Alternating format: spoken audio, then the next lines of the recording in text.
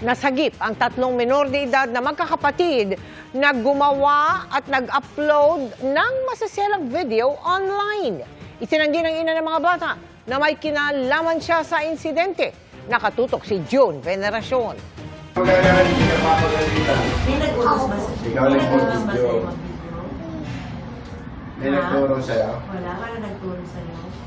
Ba't ka nag-video? Nirescue ang tatlong magkakapatid na gumawa raw ng maselang video at in-upload sa social media. Gamit umano ng magkakapatid na edad 3 hanggang 8 taong gulang lamang ang cellphone ng ina. Sino ang gumaganyan ng cellphone? Sino nag-video? Sino nag-video mo? Kasi kasama kayo dun. Sila. Sino? Sino anak? Sino? Si Kuya? Ang kanilang ina, iginit daw sa mga otoridad na wala siyang alam sa ginawa ng mga anak. Mapupunta muna sa mga social worker ang pangangalaga sa tatlong bata. Pansamantala po, kukunin namin sa inyo yung custody ng mga bata. Kasi po, hindi naman po natin na sinasabi na pinabayaan nyo. Pero merong pagkukulang po kasi na kulang po sa guidance po. Ang hinala ng PNP Anti-Cybercrime Group, posibleng nagawa ito ng mga bata base sa mga video na napapanood nila online. According po sa mga operatiba natin, nung nagsagawa sila ng initial investigation, ang sagot lang po ng mga bata ay naglalaro lang po sila gamit yung cellphone. Very naive po yung mga batang ito na mali na po pala yung ginagawa nila. Batay sa assessment ng mga social worker, sasailalim sa counseling at seminar ang kanilang mga magulang.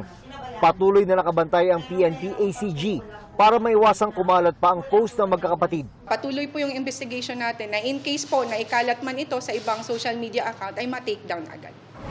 Ang sinumang mahuhuling magpapakalat ng video ay mahaharap sa paglabag sa Republic Act 9995 o an act defining and penalizing the crime of photo and video voyeurism at Republic Act 11930 o Anti-Online Sexual Abuse or Exploitation of Children and Anti-Child Sexual Abuse or Exploitation Materials Act. Sabi ng PNP ACG, maging aral daw ang kasong ito sa ibang magulang na bantayan ang online activity ng kanilang mga anak. Limitahan daw dapat ang access ng mga bata sa internet at i-monitor ang kanilang mga pinapanood.